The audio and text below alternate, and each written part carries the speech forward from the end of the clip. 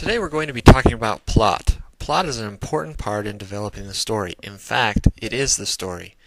To help us understand plot, we're going to take a look at a plot map. A plot map maps out each important aspect of a story, including setting and characters, problem, rising action, climax, falling action, and a conclusion.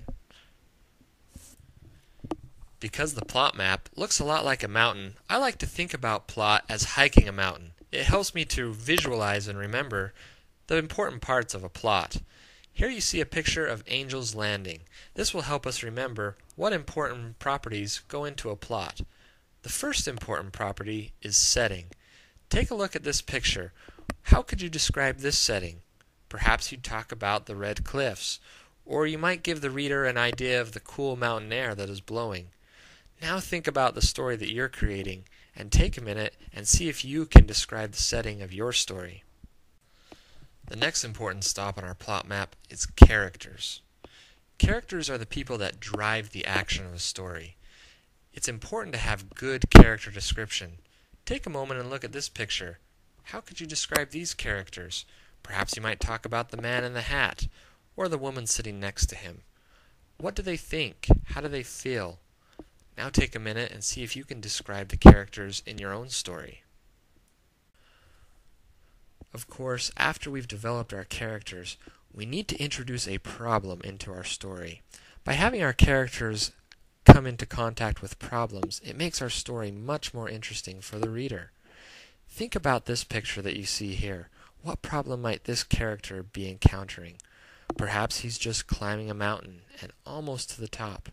Or perhaps somebody is chasing him. Maybe he's after something that's in that bag. What kind of problem could this character be facing? Now take a moment and think about your own story and think about the problems that your characters will be facing.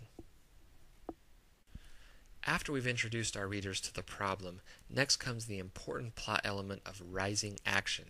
Rising action is where our story really starts to get exciting. Things start to happen much more quickly. In this story, this character that you see on the screen might be the character who is chasing the character from the earlier clip. What is he after? Maybe he's after something in that bag, but you can tell how things start to get a lot more exciting as we introduce rising action. Now take a moment and think about your own story, and think about what elements of rising action you will include. Finally, at the top of the rising action, we reach our climax.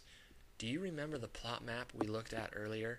Climax was the very top of the mountain. This is where the most exciting part of the story happens. It's where everything builds and reaches its top.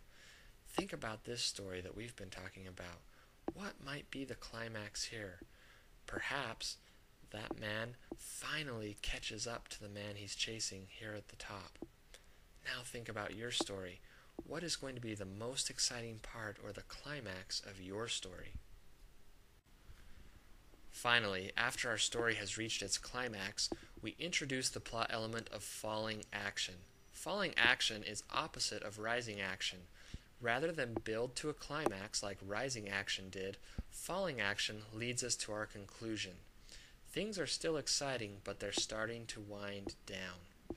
In this story, perhaps falling action might include the reader learning that the man who was chasing the man in the backpack wasn't really trying to hurt him. Think about your falling action in your story. How will it lead to your conclusion? Finally, the last element in our story is the plot element of conclusion. The conclusion is where things usually wind down for our reader and for our story. Things begin to make sense. For instance, in this story, perhaps we find out that the man in the backpack who seemed to be being chased actually had something dangerous in the backpack that the man who was chasing him was trying to save him from. Conclusions don't always answer every question, but they often give the reader a final ending to the story.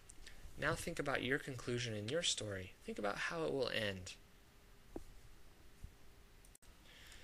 You should now have a pretty good idea of the elements that go into making a great story. Let's take one last look at the plot map and make sure we understand. Each story should have a setting and characters, problem, rising action, climax, falling action, and what this plot map calls a denouement, we're calling a conclusion. Now think about your own story. Are each of these elements represented? If so, you're on your way to having a pretty great story.